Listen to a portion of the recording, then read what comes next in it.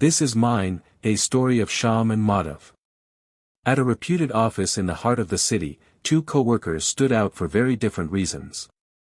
Madhav was sharp, quick-tongued, and charming. He had a group of followers who echoed his every word. His confidence, however, came with a dark edge. He thrived by belittling others. And his favorite target? Sham. Sham was a quiet, thoughtful man. English wasn't his strongest language, nor was he fast at reacting. But he had something deeper: depth, sincerity, and real talent. Sadly, in the loud noise of the office politics, those qualities often went unnoticed. Whenever Sham sang a tune softly at his desk, Madhav would loudly hum it later, claiming it as his own. If Sham prepared a neat presentation, Madhav would rush to present it, saying, "This is something I worked on last night." When Sham made a suggestion, Madhav would repeat it a few minutes later in fancier words, and get the credit. Sham knew what was happening, but he stayed silent. Until one day. The turning point. The company announced a major event, a presentation contest where each participant had to prepare a 5-minute pitch on innovation at work. The winner would get a direct recommendation to leadership and a cash prize. Madhav smirked at Sham. "Participating, Sham? Oh wait, you'll need me to translate your ideas again, right?" His group laughed. Sham didn't respond. But that night, he stayed late.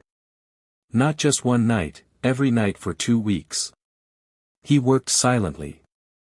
He wrote his script in Hindi first, then translated it to English, practicing it line by line.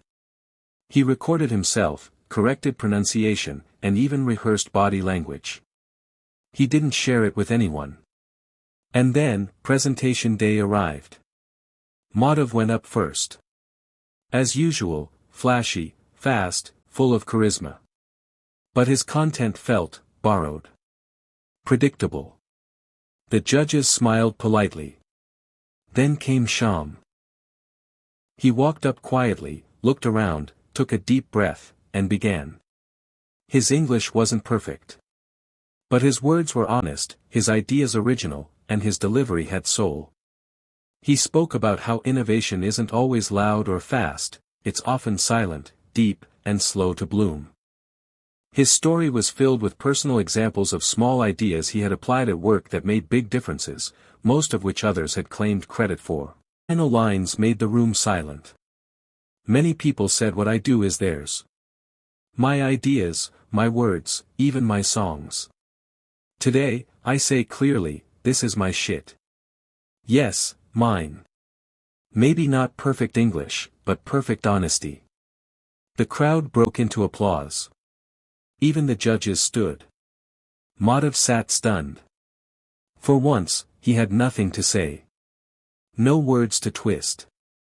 No credit to steal. Because everyone saw the truth. Epilogue. Sham won the contest. But more than the prize, he earned respect, something Madhav could no longer fake or steal. From that day, the office noticed the quiet ones. The ones who didn't shout to be heard, but whose work spoke loudly. And Madhav? Well, he learned that underestimating someone based on language or speed was foolish. Because sometimes, the slowest flame burns the brightest, and longest. Moral. Never mistake silence for weakness. Some minds speak less, but think more. Respect isn't stolen, it's earned.